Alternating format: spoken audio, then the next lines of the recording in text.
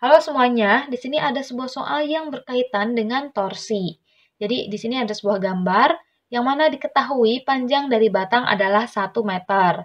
Nah, kita tulis dulu ya, batangnya ini adalah ABC. Maka panjang dari batang itu akan sama dengan panjang dari AC, yaitu 1 meter, seperti ini. Lalu resultan momen gaya yang bekerja pada batang dengan pusat torsi engselnya. Berarti yang ditanyakan adalah torsi di titik A. Kemudian kita perhatikan dari gambar itu ada beberapa yang bisa kita ketahui. F1 atau gaya yang pertama adalah 10 Newton. Kemudian F2 adalah 5 Newton. F3 adalah 10 Newton. Kemudian panjang dari B ke C adalah 0,25 meter. Dan theta adalah 30 derajat. Oke, di sini itu berhubungan dengan torsi, yang mana rumus dari torsi atau momen gaya itu adalah F dikali R, yang mana F adalah gaya, R adalah lengan gaya. Syaratnya di sini harus tegak lurus. Artinya tidak ada sudut yang terbentuk antara gaya dengan batang. Nah, di sini kan bukan tidak ada sudut ya, tapi sudutnya itu adalah 90 derajat, teman-teman, atau tegak lurus. Perhatikan F1 dan batang itu tegak lurus, F2 dengan batang juga tegak lurus. Lalu bagaimana nih kalau misalkan ada sudut yang terbentuk antara batang dengan gayanya, seperti yang F3 ini?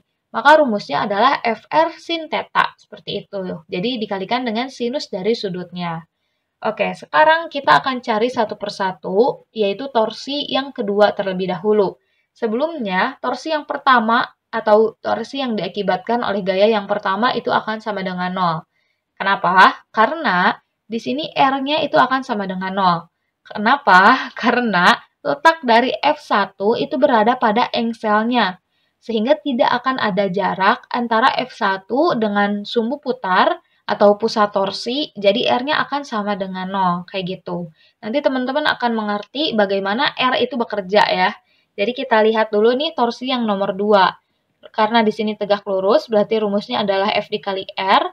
Lalu kita perhatikan, R di sini adalah jarak dari gaya yang bekerja ke ke pusat torsi gitu.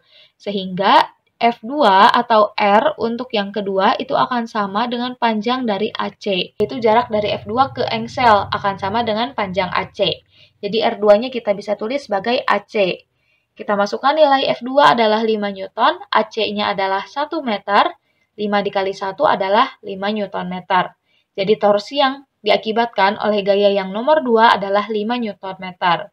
Nah, di sini teman-teman bisa paham kenapa di sini torsi yang diakibatkan oleh gaya yang pertama itu adalah 0, karena di sini kan tidak ada jarak nih teman-teman.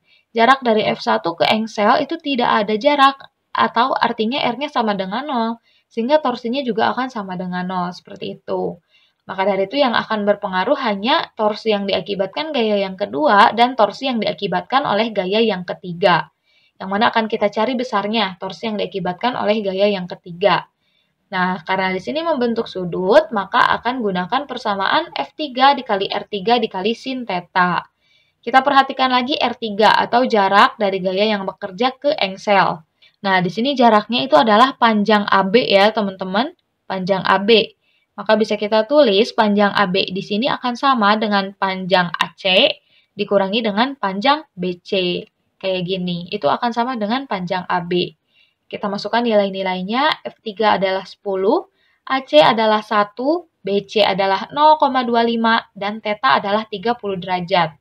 1 dikurangi 0,25 itu adalah 0,75, kemudian sin dari 30 derajat adalah 0,5, 10 dikali 0,75 adalah 7,5, dikalikan dengan 0,5 adalah 3,75. Jadi torsi yang diakibatkan oleh gaya yang ketiga adalah 3,75 Newton meter. Kemudian langkah yang terakhir atau langkah yang ketiga, kita akan menghitung torsi di engsel. Nah, di sini sudah kita bahas tadi bahwa yang akan memberikan torsi di engsel itu hanya yang diakibatkan oleh gaya yang kedua dan gaya yang ketiga. Sebelumnya di sini, torsi itu merupakan besaran vektor sehingga akan memiliki arah. Jadi kita akan tunjukkan bagaimana arah dari masing-masing gaya terlebih dahulu. Untuk menentukan arahnya, teman-teman tinggal tunjukkan aja nih. Dari F2 ke engsel itu arahnya seperti ini, atau berlawanan arah dengan perputaran jarum jam. Kemudian untuk F3 itu arahnya seperti ini. yaitu searah dengan perputaran jarum jam. Nah, karena arahnya berlawanan, maka kita bisa asumsikan salah satu arahnya bernilai positif dan arah lain bernilai negatif. Kita asumsikan yang berlawanan arah itu positif dan yang searah itu akan bernilai negatif. Jadi ini positif, ini negatif. Kayak gitu. Sehingga torsi di engsel itu akan sama dengan torsi yang kedua dikurangi torsi yang ketiga. Torsi yang kedua adalah 5 dan torsi yang ketiga adalah 3,75. 5 dikurangi 3,75 adalah 1,25. Jadi torsi total yang bekerja pada batang dengan pusat torsi di engsel itu adalah 1,25 Nm. Sebenarnya teman-teman juga bisa nih memisalkan bahwa yang F2 itu negatif dan yang F3 itu positif. Itu bisa juga seperti itu. Nanti nilainya akan bernilai negatif sehingga perputaran dari engselnya itu akan searah dengan yang negatif kayak gitu. Pokoknya kalau ini nilainya positif, maka arah perputaran dari engselnya itu akan searah dengan yang positif, yaitu berlawanan arah dengan perputaran jarum jam.